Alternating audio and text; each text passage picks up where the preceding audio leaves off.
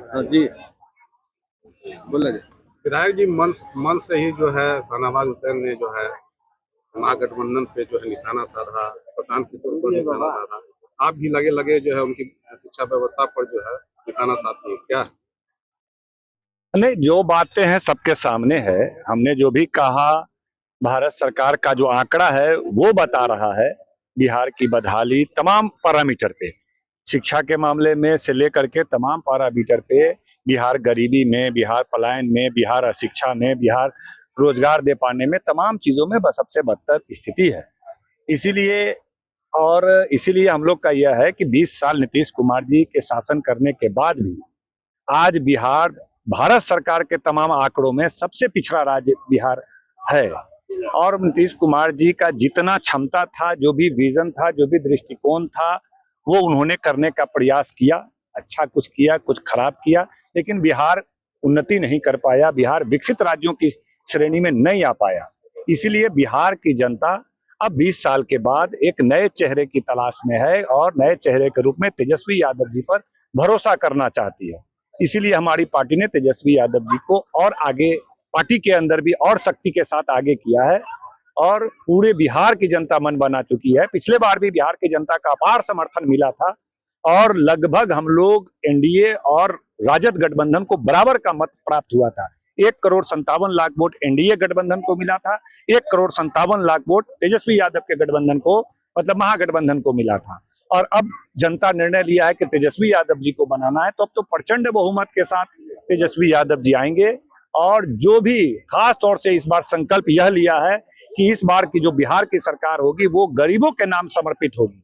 जो बिहार का खजाना है वह पूरा पैसा में से अधिकांश पैसा गरीबों कल्याण में लगाना है। आज जो कोई भी सरकार चलती है उस खजाने में से बड़े बड़े उद्योगपति को पैसा दिया जाता है और वो पैसा लेके अपने आप को दिवालिया बता देते हैं या देश छोड़ करके भाग जाते हैं। लेकिन राजद यह कहता है कि नहीं, देश के खजाना में से जो 70 साल 75 साल के बाद भी हमारे दलित, पिछड़े, मुस्लिम, अति पिछड़े समाज के लोग आज भी उनके चेहरे पर शिकन छाया हुआ है, आज भी मायूसी है, आज भी वो बदतर जिंदगी जी रहे हैं, उस खजाने का एक बड़ा पैसा हम गरीबों को देंगे। चाहे माई बहन मान योजना के नाम पर डायरेक्ट 2500 रुपया गरीब महिलाओं को देंगे, या फिर हम डायरेक्ट जो पेंशन मिलता है 400 रुपया, इस महंगाई के दौर में वृद्धा पेंशन विधवा को 400 रुपया मिलता है, उसको हम 4 गुना बढ़ा करके 1500 रुपया करेंगे। और बिहार में इतनी महंगी बिजली है, गरीब गुरबा का बिजली का लाइन कट रहा है। आप दलित टोला सब में जाइए, पता कीजिए, वो बिजली का पेमेंट नहीं कर पाते हैं। तो हम 200 यूनिट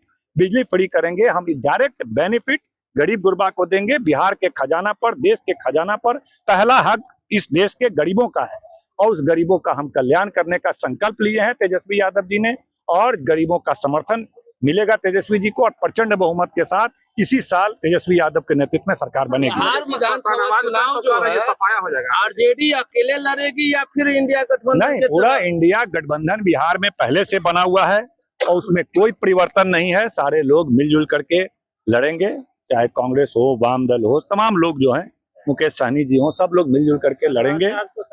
पशुपति जी के आने की भी संभावना है? बिल्कुल, वैसे तमाम लोग जो एनडीए के खिलाफ हैं, वैसे तमाम लोगों का हम लोग स्वागत करेंगे और सब लोग निश्चित रूप से राष्ट्रीय अध्यक्ष से मुलाकात हो रही है, बात हो रही है, और वो रामविलास पासवान जी के वास्तविक विरासत कोई है तो पशुपति कुमार पारस हैं। बिहार के पिछले 40 वर्षों से बिहार का एक एक जो रामविलास जी के कार्यकर्ता थे वो मतलब पारस जी से ही उस संपर्क में आते थे और वहीं से उनका कल्याण होता था, क्योंकि रामविलास पासवान जी बड़े नेता थे।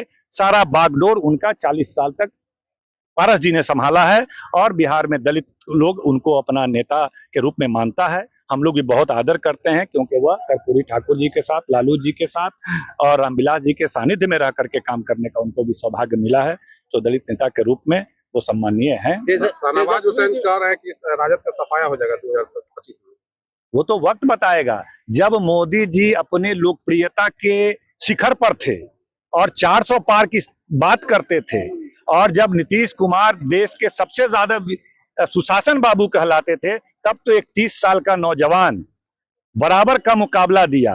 आप केंद्र सरकार उधर, सारे केंद्रीय मंत्री उधर, सारे राज्यों के मुख्यमंत्री उधर, बिहार सरकार उधर, तब एक 30 साल का नौजवान अकेले बराबर का मुकाबला दिया। अब तो मोदी जी की लोकप्रियता कहाँ 400 प्रचंड बहुमत से लेकर अल्पमत में आ गए, गठबंधन के बलबूते सरकार है, लोकप्रियता ग्राफ गिर रहा है। नीतीश कुमार की स्थिति किसी से छुपी हुई नहीं है, बोलने को कुछ बोल रहे हैं, कुछ महिलाओं के खिलाफ जो लगातार उनकी टिप्पणी हो रही है, वैसे व्यक्ति को, वैसी अवस्था के व्यक्ति को बिहार जैसे 15 करोड़ 14 करोड़ आबादी का बागडोर बिहार की जनता देने वाली नहीं है।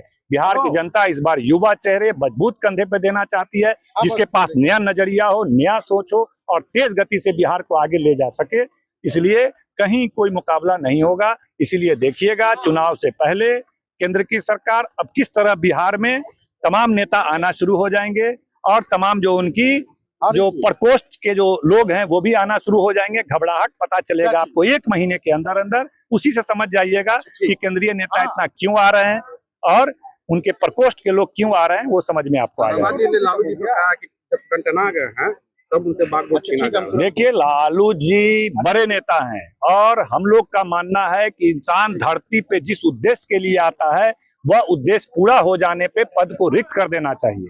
लालू जी जिस उद्देश्य से आए, सामाजिक न्याय का नारा लेकर के आए और शोषित वंचित समाज को समानता के हक की लड़ाई लड़ा और उसमें आत्मविश्वास आत्मसम्मान दिलाने की लड़ाई लड़ी।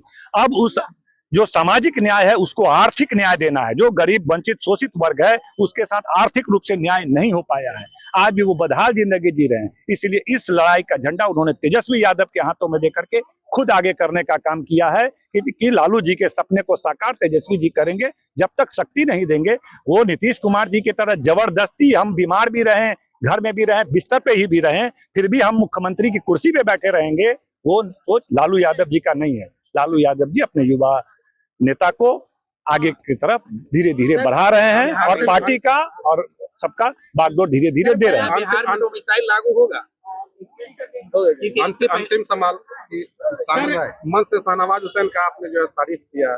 शाहनवाज हुसैन व्यक्तिगत रूप से अच्छे काम करने वाले लोग हैं, लेकिन हम मंच पे नहीं बोले, भाजपा में अच्छे लोगों का कदर नहीं है। जो नफरत की बात करेगा, घृणा की बात करेगा, हिंदू मुस्लिम हिंदुस्तान पाकिस्तान की बात करेगा, उसको भाजपा में प्रतिष्ठा मिलती है। और शाहनवाज हुसैन जैसे लोग को कोई कदर नहीं है। बेचारे को राज्य एमएलसी तक से हटा दिया, उनको राज्य के मंत्री तक से हटा दिया। यही भारतीय जनता पार्टी का चेहरा है। जिसको जनता कदर करती है, जनता सम्मान करती है, उसको उस पार्टी में कोई कदर नहीं है। नफरत की बात करने वाले को ही भाजपा पूछती है, सम्मान देती है। वैसे आए, वैसे लोगों का स्वागत है। जो लोग भारतीय जनता पार्टी के नीति को छोड़ करके हमारे इंडिया गठबंधन में आते हैं, जो पार्टी जो पॉलिटिकल नेता, वैसे लोगों का स्वागत किया जाएगा।